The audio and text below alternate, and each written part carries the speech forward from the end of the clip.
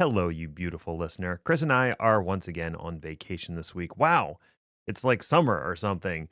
And I came across an article that reminded me of an episode we recorded 2 years ago about how spinning rust isn't dead and the legacy of different storage mediums. The article that I came across was projecting that spinning rust or hard drives were going to die out in the not too distant future, to which I laughed and I refer you to this episode. Please enjoy. We'll be back next week with a fresh episode. Do you recall the Nicktoon CatDog? I recall it by name. Yes. Did you ever actually watch it? It's possible, but I don't think so. There was definitely a period of time. I don't know if it's still true of Nicktoons because I'm a grown up now, he says. No one else is going to say otherwise. That it seemed like everybody at Nicktoons was on some kind of psychedelic. This is the era of, Rocco's Modern Life. You had Oh, Invader Zim was a thing. And you also had CatDog, which is literally just half cat, half dog, both the heads connected in the center, which really begged the question of what happens when they eat. or, after. Yes, that's kind of what I was getting at. It's not quite a human centipede type scenario, but, still. This is a family show. Is it? What kind of family? The Manson family? I don't know. All right. Hello, alleged human, and welcome to the Chaos Lover Podcast. My name is Ned, and I'm definitely not a robot. I'm a real human person, and my central processing unit is not made of metal. Just like all humans, I've evolved past that. My brain is perfectly capable of 100% recall of all of my experiences, positive and negative, especially negative, which is great. I think it's something to do with electrons. Very, very sad electrons. Really, the only kind of electrons. They're all so negative. But That was the joke, right? yes, Now, I appreciate you hammering you visitors over the head with it. visitors? Do we have visitors now? I tried to say listeners and viewers at the same time, and I ended up with visitors. It's early, leave me alone. At least it's a word, and you didn't combine listeners and viewers into viewiners or something. Lissiverts. Ooh, oh, that sounds Yeah. like either a disease or something that you Yeah, I get was gonna say arrested for. they need a Z-Pack immediately in either case. Somebody needs a Z-Pack. Maybe it's me. I don't know. I am about to be infested with all kinds of germs and viruses since today was the Oh, first. that's right, because school's back. School's back in session, which means my little minions have gone off to get infested with things, which they will then bring home and smear it all over the house. Love it. Something to look forward to. Yes, so you can expect that Previously, we had Salmonella. This year, we'll have Salmonella 3D. Now with smell-o-vision. Oh. All right, well, let's talk about some tech garbage, shall we? Anything better than this? Really? He says before looking at the topic and remembering we're going to talk about hard drives. Woo! I'm strangely excited about this. I really want to see where you're going with the whole thing. I will, before we go into it in depth, I will just say that this could have been many hours longer than the 6 we have planned. I hope you're all sitting comfortably. Let's begin. This month saw Samsung announcing some frankly absurd upcoming SSDs. Among them, and leading the charge in absurdification, is a 256 terabyte SSD. Yep. I'll let that sink in for a minute. Mm-hmm. And a PB-SSD solution that encompasses, you guessed it, petabyte-sized SSD solutions. Okay. Now, we will get into the nuance of PB-SSD in a minute. But damn.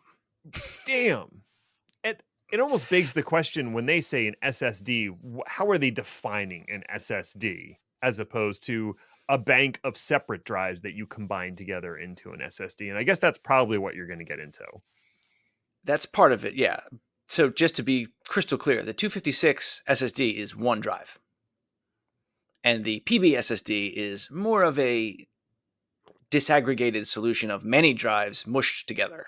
I guess if you look close enough to a single drive, it's still a bunch of chips that are functioning together as a single drive. So I guess... Correct. Yeah. That's literally how SSDs work. Yes. And we will get into that a little bit as well. Okay. Now, if you're done with the spoilers... I don't know. Can I continue? I suppose. Go ahead. So both of these are very future-looking. Even in the enterprise, we don't have anything approaching a 256 terabyte single disk at the moment. Obviously, these are both enterprise products.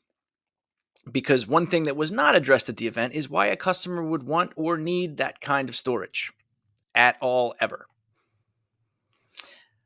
The market at the moment barely has any available options for customers at 4 terabytes, let alone larger.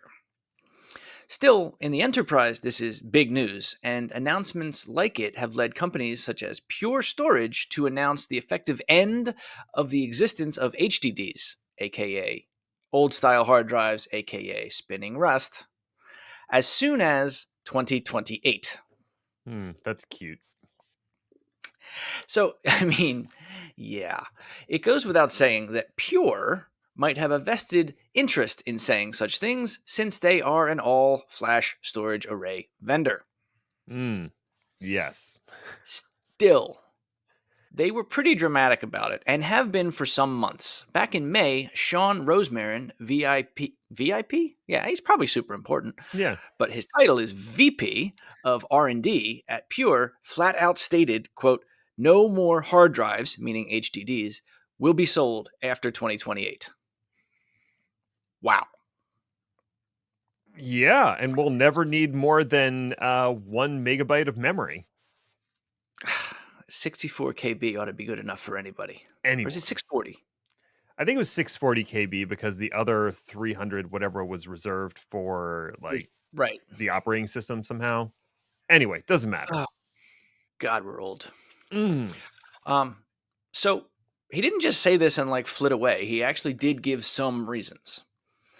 The first one was power consumption. And again, he was high on hyperbole. His own supply.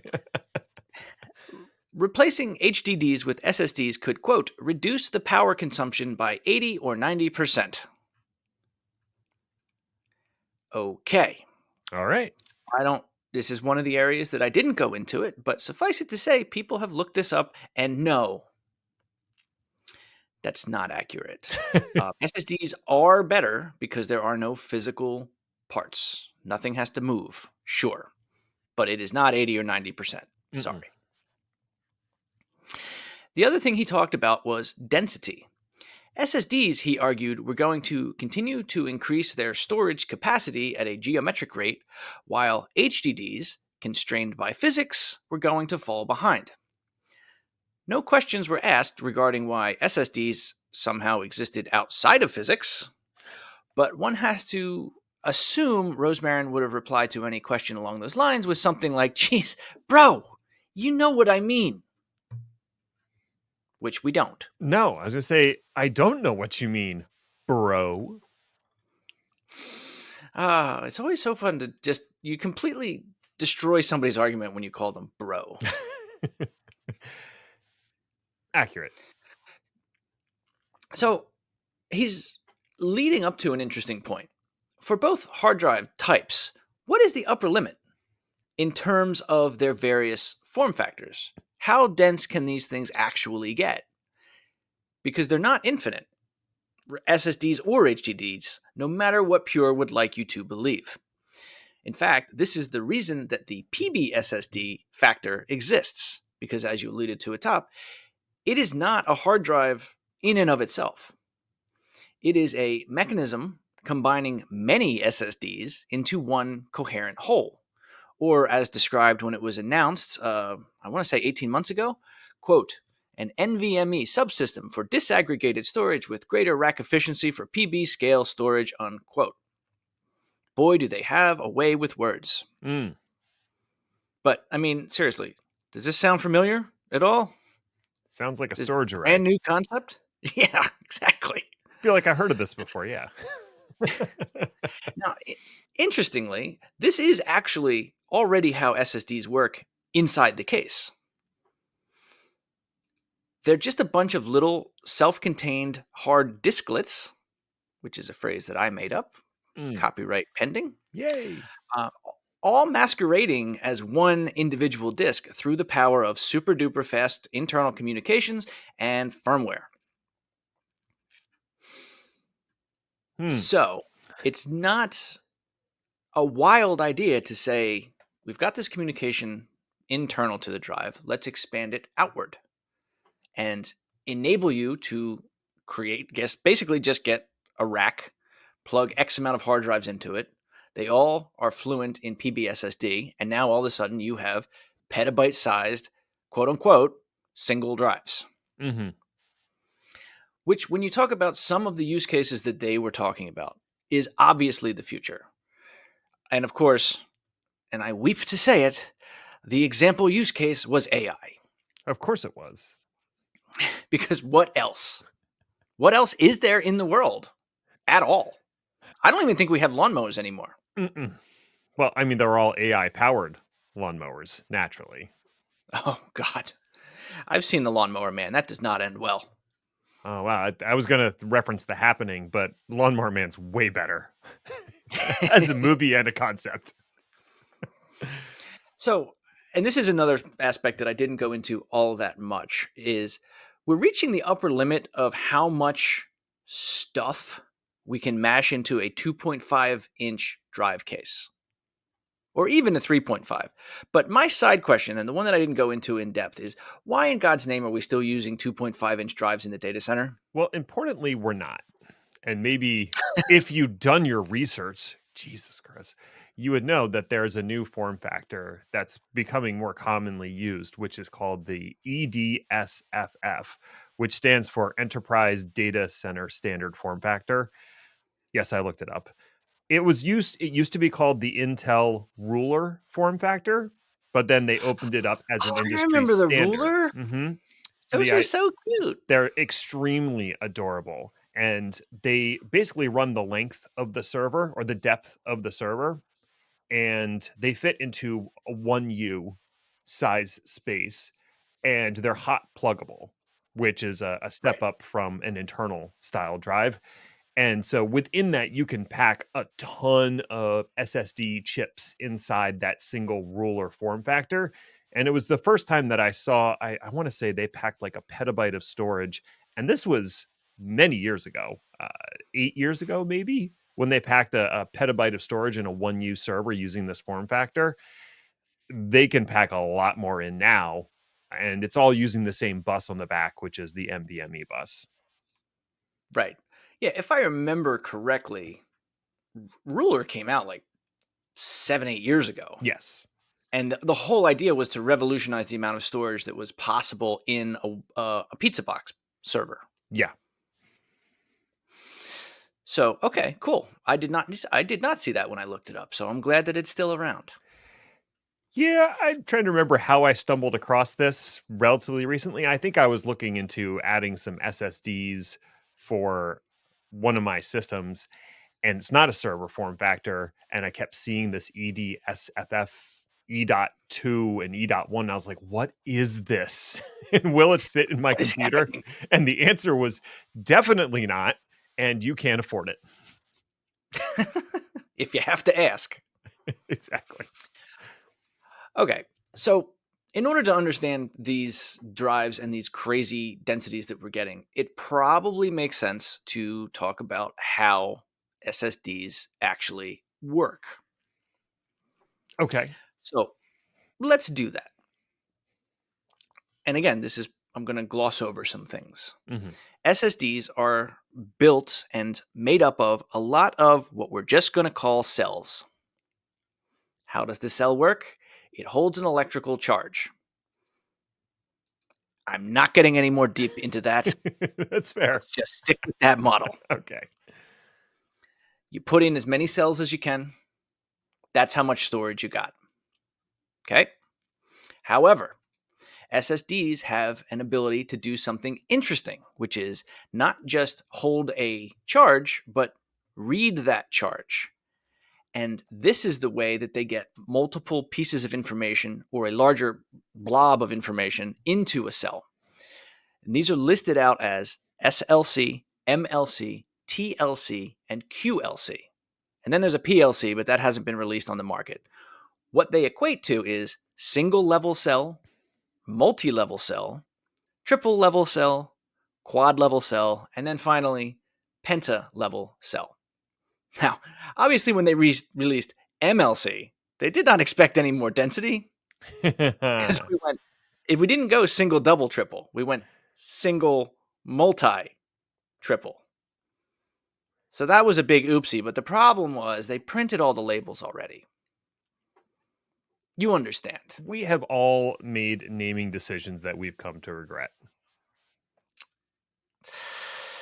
Yeah. Yeah. So anyway, this really is the key difference between an SSD and an HDD, and this is where the Pure guy was alluding to the fact that SSDs can have more data on them. For a spinning disk, I think everybody already has an understanding.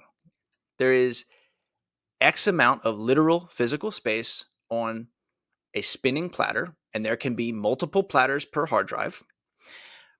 They are physically written to by a stylus at the end of a moving arm. Right? It's the record player model. Mm-hmm. The drive spins real fast. The arm reads the data. Either that changes it, deletes it, whatever.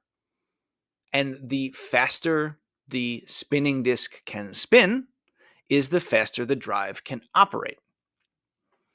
Interestingly, and again, in things that I'm not going to go into more depth about, it is really not as much of a difference as you would think anymore, because the biggest thing that makes drives, HDDs, run faster is in fact the firmware and the way that the data is logically deployed on the spinning disks, which is one of the reasons you don't see 15,000 RPM drives anymore.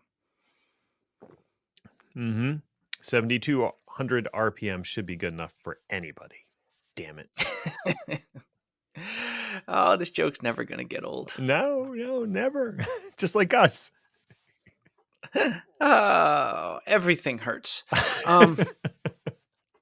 So, back to SSDs, which have no moving parts, have to do it differently. They have all of those cells that hold an electric charge. Now, that electric charge has to be within an acceptable range. Too low, and you can't measure it accurately. Too high, and you run risks of A, the electric charge jumping from cell to cell, which is bad, or B, nuking the drive, which is arguably worse. But still, this is pretty creative. When you started with an SLD, remember, single. Oh, that's the mistake that I made. I keep calling it SLD, not SLC. Oh. When you started with the originals, an SLC, a single level cell, what you were doing was saying, yes or no, is there a voltage in this cell? So you had a binary value of either 0 or 1. And like I said, the electrical charge has to be within an acceptable range, and that range varies by manufacturer. But for this example, let's just say 2 volts to 3 volts. Okay? The cell holds the charge. The cell reads the resistance and determines yes, no. Is there a charge? That's how an SLD works. This makes SLDs simpler to manufacture. It makes reading and writing extremely fast, and it makes the cell much more stable. This is a big 3 things that make SLDs the best and, unfortunately, also the significantly most expensive kinds of SSDs. It also runs into the same problem as the spinning disk we talked about earlier, which is you can only cram so many cells into an SSD. So what they did to change the amount of density of the drive is change the way the cell works. Instead of it being, is there a charge or is there not a charge, they started to read the charge, which means we had an acceptable range of, well, you can go from 0 volts to 3 volts, right? Because obviously off is an option. So with MLD, which is, remember, dual instead of single, it is doubled. So SLC can hold a value of 0 or 1. MLC can hold a value from 0, 0 to 1, 1. All right, so if you're counting in binary, it's 0, 0, 0, 1, 1, 0, 1, 1. It does this by changing the value of the voltage. It's no longer yes, no, it's a measurement. So you could say, and I'm going to read them all out here. This is a lot of numbers. It's going to make everybody's eyes cross. 0 to 1 volts could mean a value of 0, 0. 1 to 1.65 volts could be a value of 0, 1. 1.66 to 2.33 could be a value of 1, 0. And 2.3 to 3 could be a value of 1, 1. Do you follow? I do follow. And I see where you're going with this. As we go from MLC to TLC to QLC, the same thing happens. The only difference is the range of voltage gets smaller. Because again, you can't go outside of the acceptable range or the drive will explode. I'm only a little bit exaggerating. Fair enough.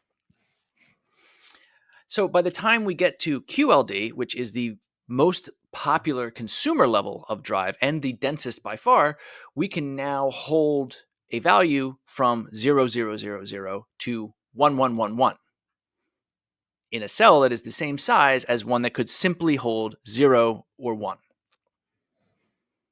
It's kind of cool, right? That's a big change in disk density. Yeah, that is a big change. I'm sure it comes with some trade-offs, though, which is why SLC probably still exists in the enterprise somehow. You are correct. Woo! QLC is way more data dense.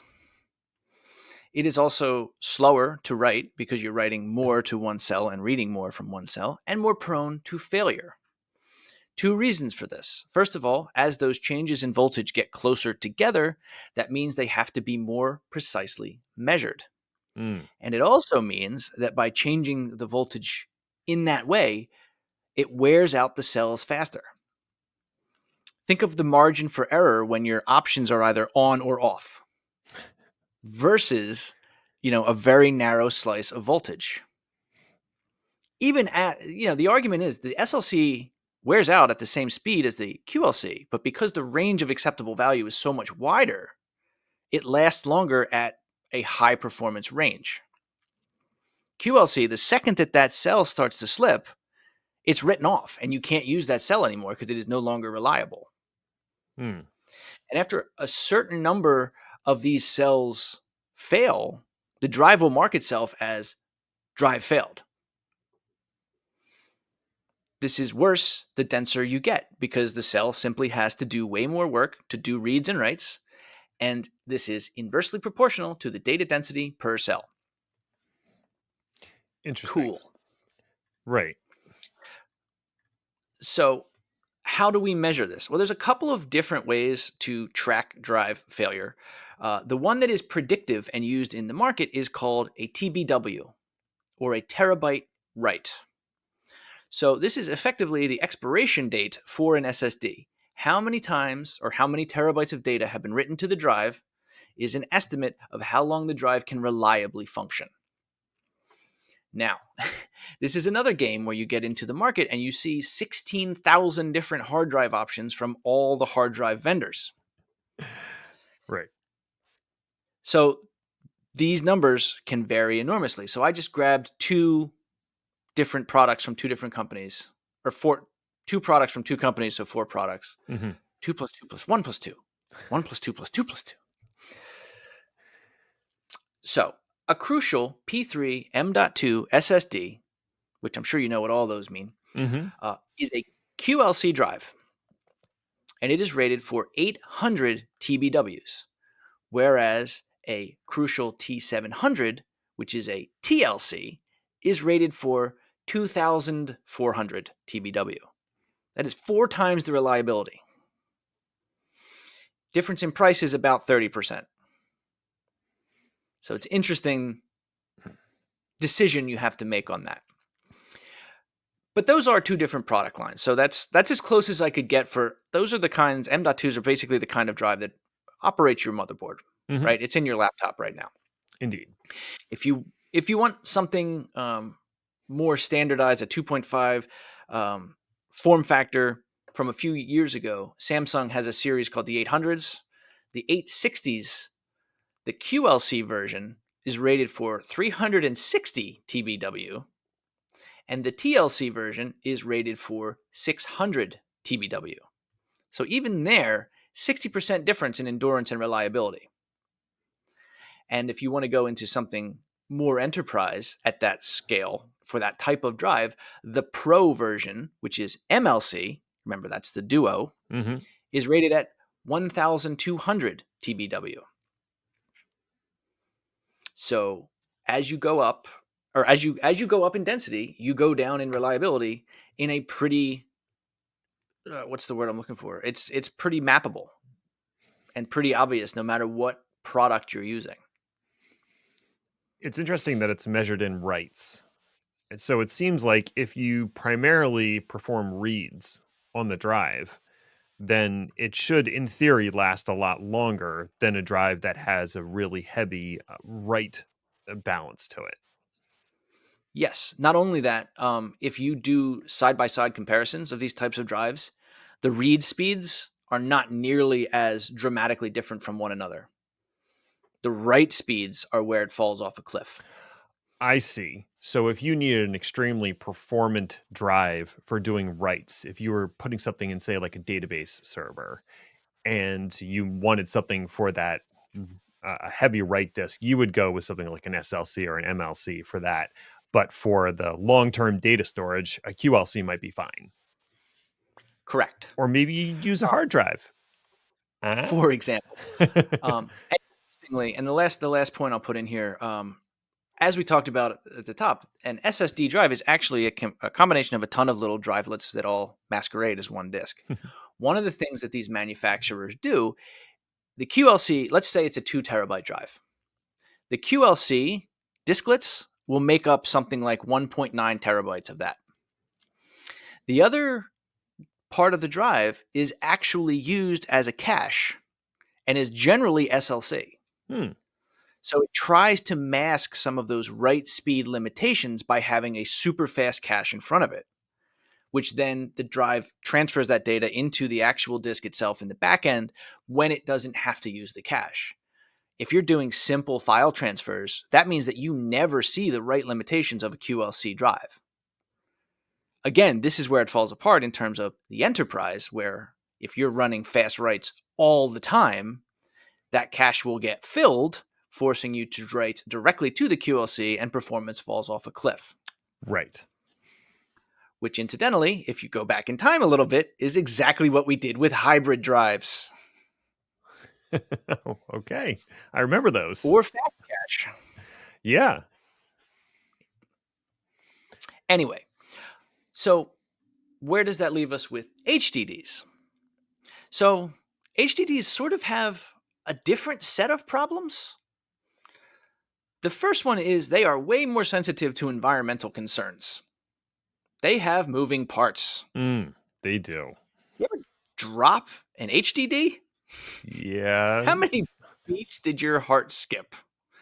Did you start writing your letter of resignation before it hit the ground or immediately after? Oddly enough, it was on the hard drive to begin with. That's the kind of thing that is much less of a concern with an SSD. You ever leave your laptop in the car in the winter? Mm-hmm. And you had to sit there and wait for it to warm up before the hard drive would spin? Yeah. These are places where SSDs not only won, but just demolished the competition. Oh, yeah. And people of a certain age might remember that the first MP3 players had little tiny spinning discs in them. They certainly did. You could feel it when you were holding the first gen iPod. You could feel the hard drive spinning up. And I didn't have a first gen iPod. I had a Rio something. I don't remember the exact model. Rio, was that from? Yeah. But I had a Rio, and that had it had a 20 gig hard drive in it. Holy cow. Whoa. So much music on that thing. Whoa. But yeah, I remember when the iPod Mini came out. That was the first SSD, or it might have been the iPod Nano. I think it was the No, the Mini. Nano was after. Okay, I think it was the Mini. Was originally small form factor hard drive, and then they switched it to an SSD in like the second gen, and that was like a game changer because now you didn't have to worry about what would happen if you dropped your iPod, which people did constantly. I'm looking at one right now. Anyway, believe it or not, HDDs, though, do still have their benefits, and they are still valid in the data center and at home. In both cases, HDDs remain cheaper gigabyte per gigabyte than their SSD cousins. And in some cases, and at high density, that could be 3 to 4 times less expensive. This is one of the reasons that I have 2 HDDs that I use as my backup drives. Yes, plural. Be responsible. One of those drives is like 10 years old at this point, which does make me a little nervous. But hey, that's why you have the backup to the backup. Mm-hmm. And the reality is a 256 terabyte drive is insanity. The fact is, if that drive fails, you have now a problem with 256 terabytes of data. So a massive drive is always going to be a risk, hence why RAID was invented back in the day and why PB-SSD is reinventing the wheel today. Mm-hmm. Spread the wealth and limit the blast radius when a drive fails, because it's not if, it's when. Yes. Entropy's a thing. Get used to it. Or don't. Entropy doesn't care. You know, one other fun thing that we can talk about in terms of mass storage, reliable data preservation, now and into the future. Nope. Don't say it. Magnetic tape, baby. God Woo! Fucking damn it. Magnetic tape, even as we speak, on the market today, has more capacity than any single disk drive of any type and almost infinite reliability to boot. Not actually, like, literally to boot, because if you try to boot off, you get the joke. I get it. I get things, mostly. Capacity forecasts show SSDs, HDDs, and tape all continuing to expand the number of usable terabytes, with tape consistently on top. Consistently. Even beyond 2028, Ned. Just this month, IBM announced a TS1170 tape that handles 50 terabytes native at an I/O rate of 400 megabits per second, which is pretty fast. Yes. Like, period. It gets even better if you look at the full ecosystem, because it's not just buying a tape. You have to buy a tape library, you have to buy software, etc. But if you do, you're looking at 877 terabytes native with the conservative 3-to-1 default compression, leading to 2.63 exabytes of reasonably accessible storage. Now, that's on the market right now. Mm-hmm. It's important to note, though, that even though this is an entirely new system, because it's a new tape type, new drive, new software, all that stuff together, it is only an incremental improvement on current technology. It is an impressive leap because that 50 TB native more than doubles the storage available on previous tech and everybody's favorite LTO9. Back in the lab, IBM has been working with Fujifilm, and they have been teasing revolutionary technology for magnetic tape that will be 10 times denser at native capacity. Wow. Holy crap. Now, they've been saying that it'll be out by 2025 for like 3 years now. So let's be a little skeptical, but it'll definitely be out. And so will something from LTO. The LTO Ultrium roadmap has 576 terabyte native tape listed in just 5 more generations, which, if you're keeping score at home, is approximately 5 years.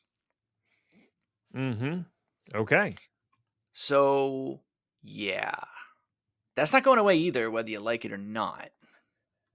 No, I mean, there are some obvious limitations to tape. If you're not writing and reading sequentially, it's a lot slower because it doesn't really have random access as an Correct. option. No, that's a fair But point. for things like archival of data or archive retrieval of data where you are doing just straight up reads off of a tape or just writing straight to tape, I mean, that's pretty hard to beat in terms of capacity. Right. And one other thing to note is that tape has the ability to physically do write once, read many, which is a pretty big deal in the whole don't get ransomware and lose all your backups argument. The way Good that that's point. done on, hard drives of any type is in software. So it probably works just fine, but if you really want that level of reliability, you need a physical medium. Mhm. Also, fun fact, LTO has distinctive two-toned cartridges. So you can tell Ooh. the difference between a worm drive and a regular tape. Ooh, who's fancy? You fancy. And also, tapes don't need power, like ever, unless they're being True. written or read, which kind of ruins the other talking point. Yeah, I mean, they do need power in the sense that you need to store them in a climate controlled area. So there is Yeah, some power required, but your point is taken. They don't need to be actively powered on. Though I'd argue an SSD that also doesn't need to be actively powered on to pull data, but I think the big win here is the fact that you have these enormous tape libraries that can, with a robot, that can automatically retrieve a cartridge, and the only thing that needs power is the tape drive and the robot. right. And, it's a fun fact that tape makes a huge impact in companies that use things like the cloud. Because guess what backs up a lot of the stuff that's in the cloud? Yeah. Now, It's tape, isn't it, it? so to be fair, they've never officially released what goes into like Glacier or long term storage, but we have a heavy amount of innuendo that assumes that tape is the majority of it, but they will use whatever they think is the cheapest. And for some data that hasn't been accessed for years, that could literally mean just writing it out to Blu ray. Mm-hmm. So that's an interesting side tangent that I also didn't go down. And then just looking future, there are some things that will supplant these technologies eventually. It will happen, right? Some of them Mm-hmm. we've talked about on this show or some other version of this show. Uh, these include things like DNA based data storage, quantum memory, and of course, 5D optical data storage, aka the Superman memory crystal. Ooh. All these are extremely pie in the sky at the moment, but if the history of IT tells us anything, it's that one of these things will make a massive breakthrough and become mainstream far sooner than we think. But it's still not going to be like next week. Mm-hmm. The reality is the hard disk landscape is the same as it ever was. SSDs for portable devices and first line storage, HDDs for second line or less performant storage, and tape for archival. That is not changing anytime soon, and certainly not by 2028. I'm sure that VP you mentioned earlier has a bit of a myopic view of the storage world, especially given the company that he works for. And it is in his best interest to talk about how hard drives are dead. Somebody else who, has a tendency to be occasionally wrong may have said that tape is dead about 5 years ago, and they were very wrong, and it was not me. We still have the tapes, Ned. We archived it on Ironically magnetic tape. true. Oh, I feel that deep in my heart somewhere. Yeah. So I think it's interesting to see how the storage market is today and how the storage form factors that we have, none of them have really gone away, but it's not like every storage form factor is forever. I submit to you the humble zip drive. Ahead of its time, but certainly not used by anyone anymore, except for probably some random nuclear silo that started using it in the 1990s. That was the big improvement over the ENIAC. The 8-inch floppy or 12-inch floppy that they were using. They're like, we upgraded to zip drives. We're doing it. Oh, hell. All right. Well, hey, thanks for listening or something. I guess you found it worthwhile enough if you made it all the way to the end. So, congratulations to you, friend. You accomplished something today. Now, attune yourself to the universal vibration of all things and become one with the cosmos. Or go buy a Slurpee. It's the same thing. Yeah. You can find more about the show by visiting our LinkedIn page. Just search Chaos Lever or go to our website, chaoslever.com, where you'll find show notes, blog posts, general tomfoolery, and the sign up for our newsletter. We'll be back next week to see what fresh hell is upon us. Ta-ta for now. So did you ever do the thing where you just hung out behind the 7-Eleven because you were the coolest kid on earth? We hung out in front of the 7-Eleven because we were rebels. Wow. Or you were scared of the dark. Shut up.